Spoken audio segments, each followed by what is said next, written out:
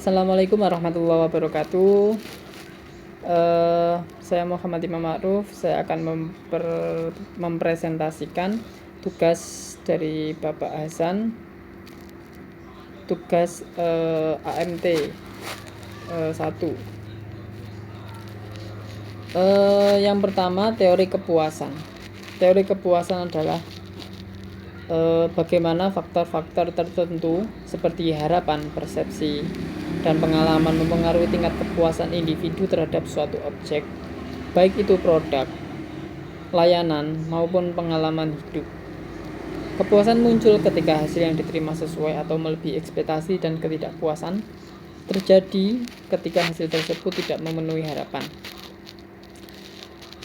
Jadi teori kepuasan adalah bagaimana faktor-faktor ini seperti harapan ataupun tujuan seseorang dalam mencapai hal tersebut, ada tingkat kepuasan yang akan dicapai.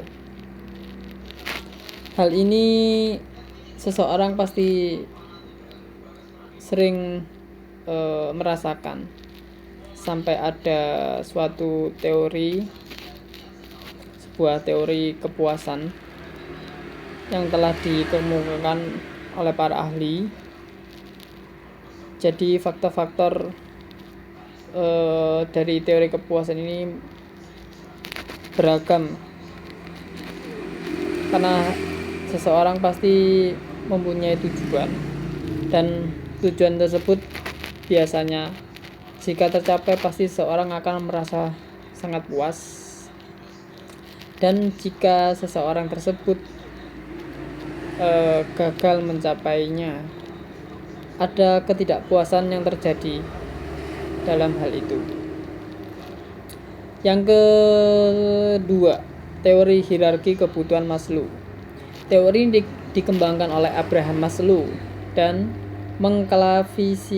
mengklasifikasikan kebutuhan manusia dalam 5 tingkat yang berurutan, dari kebutuhan dasar hingga kebutuhan pengaktualisasi diri.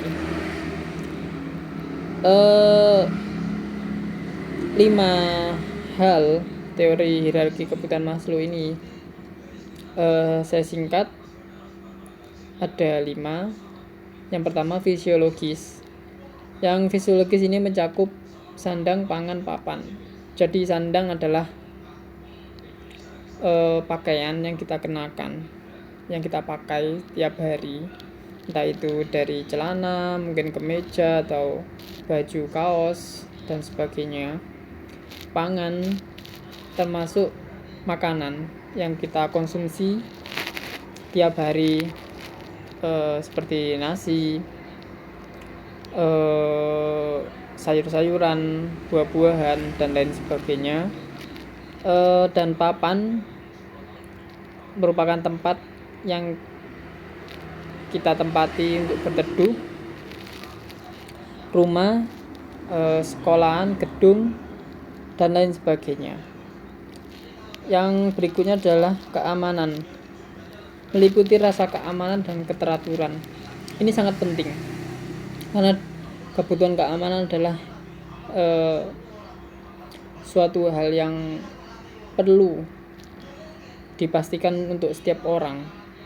Jika tidak memiliki rasa keamanan, kebutuhan keamanan tidak akan didapatkan, dan seseorang itu tidak akan bisa merasakan keteraturan ataupun kenyamanan hidupnya. Yang berikutnya adalah sosial, meliputi interaksi relasi bermasyarakat. Ini adalah suatu kegiatan sehari-hari yang pasti dilakukan oleh seseorang, karena interaksi ataupun relasi membangun jaringan di masyarakat maupun teman ataupun dengan orang lain, itu pasti dilakukan oleh setiap orang, karena ini adalah manusia adalah makhluk sosial yang tidak bisa lepas dari orang lain, atau kita pasti berinteraksi dengan orang lain. Kita tidak bisa hidup individualis, tidak bisa. Ada kalanya kita harus untuk bersosial, dan ada kalanya juga kita tidak selalu juga bersosial. Penghargaan meliputi pengakuan, dihargai, dihormati. Nah, ini pasti juga dilakukan juga oleh seseorang, ataupun pasti diharapkan tentang pengakuan sebuah apa yang didapatkan, dihargai seseorang, pasti dihormati, itu pasti dibutuhkan, atau rasa yang ingin dirasakan oleh seseorang tentang penghargaan setiap orang-orang tersebut. Yang berikutnya adalah aktualisasi diri, meliputi pengembangan diri, pencapaian yang didapatkan. Di sini pengembangan diri meliputi tentang skill atau pencapaian-pencapaian yang ingin diraih. Seperti contohnya pengembangan diri, aku ingin ini nih,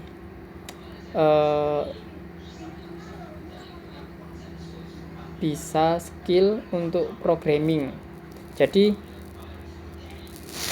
si A ini harusnya kan ini belajar tentang bahasa pemrograman yang update seperti Python, Laravel, bahasa C, C+, dan sebagainya yang mendukung untuk soft skill dari programming tersebut. Ataupun yang ingin desain juga begitu. Untuk menguasai skill desain itu kita harus melatih soft skill ataupun kursus di suatu tempat yang dapat mengantarkan kita menuju tujuan kita tadi. Ataupun pencapaian-pencapaian yang ingin didapat seperti ikut olimpiade ataupun kejuaraan-kejuaraan untuk mencapai juara. Yang berikutnya adalah teori X dan Y. Teori X dan Y dikembangkan oleh Douglas McGregor untuk menggambarkan dua pandangan yang berbeda tentang motivasi karyawan di tempat kerja. Teori X beranggapan bahwa sebagian besar orang tidak menyukai pekerjaan dan lebih memilih untuk menghindarinya. Sedangkan teori Y beranggapan bahwa orang pada dasarnya menikmati pekerjaan dan akan berusaha mencapai tujuan yang bermakna. Dari kesimpulan teori X dan Y, teori X beranggapan bahwasannya orang yang tidak menyukai pekerjaan dan lebih memilih untuk menghindarinya, ini dapat disimpulkan bahwasannya biasanya ada orang yang bekerja di suatu pabrik, mungkin itu ada namanya mandor biasanya. Jadi ada pengawasnya yang dimana lebih ada pengawasan yang ketat,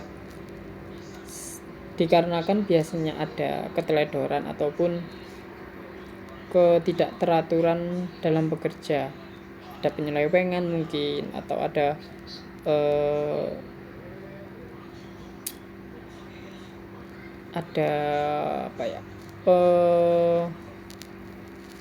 pengeluaran barang yang tidak diketahui oleh perusahaan atau pabriknya.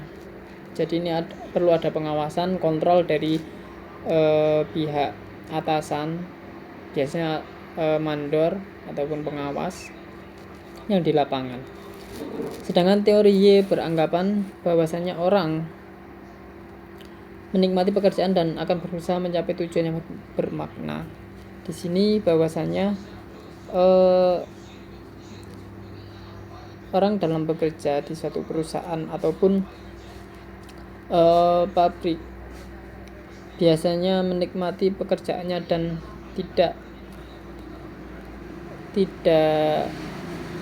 menyeleweng, ataupun orang-orang yang bekerja mandiri atau swasta yang lebih cenderung nyaman dan tidak berusaha menyelewengkan suatu kesempatan dalam bekerja itu. Teori ERG yang dikembangkan oleh Clayton Aldever adalah pengembangan dari teori Maslow yang membagi kebutuhan manusia menjadi tiga kategori: existence, relatedness, dan growth. Yang pertama, eksisten, kebutuhan dasar yang berkaitan dengan kelangsungan hidup fisik dan material seperti makanan, tempat tinggal, dan keamanan. Ini hampir mirip juga dengan teori yang pertama, karena ini merupakan teori pengembangan dari teori Maslow.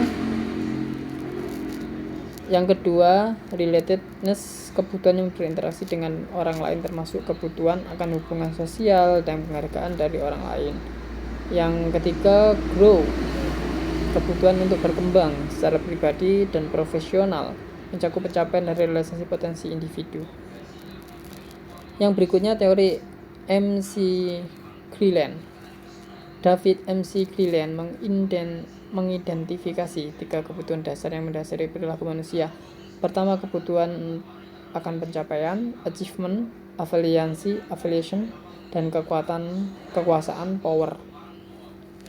Achievement, kebutuhan mencapai keberhasilan, menetapkan tujuan, dan meraih hasil yang tinggi.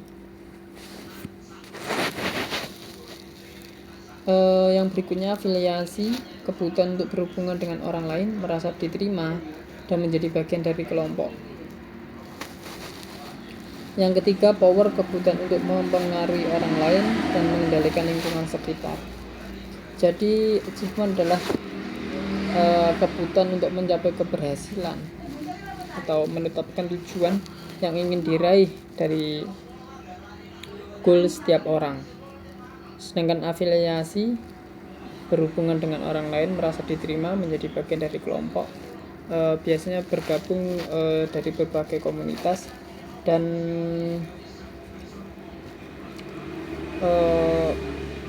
mungkin kelompok-kelompok atau semacamnya. Sedangkan power, kebutuhan untuk mempengaruhi orang lain dan mengendalikan lingkungan sekitar, di sini biasanya ada kekuatan dari seseorang tersebut, seperti dia memiliki suatu modal atau kapitalis yang sangat besar yang bisa disebut power orang tersebut, ataupun memiliki background, mempunyai keturunan dari bangsawan, itu mempunyai power yang kuat ataupun dari segi politik.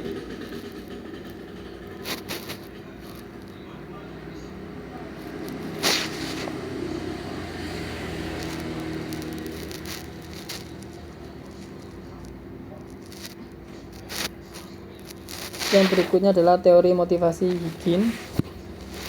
Teori ini dikembangkan oleh Frederick Herzberg, mengemukakan bahwa faktor-faktor yang mempengaruhi kepuasan kerja terbagi menjadi dua kategori: faktor motivasi dan faktor Higgins. Faktor motivasi, faktor yang meningkatkan kepuasan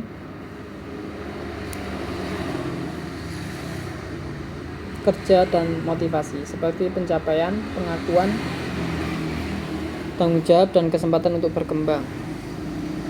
Yang berikutnya, faktor Higgins, faktor yang tidak secara langsung memotivasi tetapi dapat menyebabkan ketidakpuasan jika tidak dipenuhi, seperti kondisi kerja, gaji, kebijakan perusahaan, dan hubungan dengan rekan kerja. Jadi faktor-faktor tersebut mempengaruhi dari motivasi Higgins, yang di dalamnya seperti faktor motivasi, pencapaian, pengakuan, tanggung jawab, dan kesempatan untuk berkembang adalah salah satu yang mendukung, dan faktor higien, faktor yang tidak secara langsung atau faktor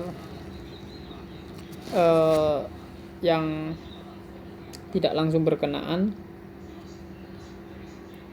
tetapi dapat menyebabkan ketidakpuasan jika tidak dipenuhi, seperti kondisi kerja, gaji, kebijakan perusahaan. Itu seringkali terjadi karena seseorang memang menuntut daripada kenyamanan dalam bekerja maupun gaji maupun kebijakan perusahaan. Mungkin itu dari saya, kurang lebihnya mohon maaf. Assalamualaikum warahmatullahi wabarakatuh.